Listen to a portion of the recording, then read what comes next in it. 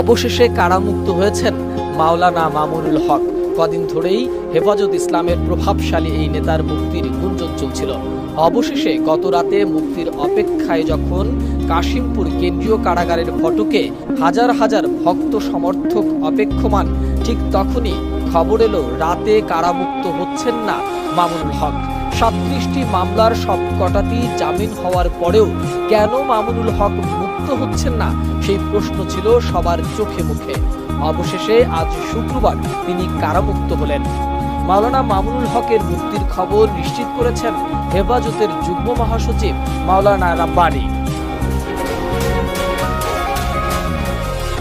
এর আগে বৃহস্পতিবার রাতে গাজীপুরের কাশিমপুর হাই সিকিউরিটি কেন্দ্রীয় কারাগার থেকে হেফাজত ইসলামের সাবেক কেন্দ্রীয় যুগ্ম মহাসচিব মাওলানা মামুনুল হকের জামিনে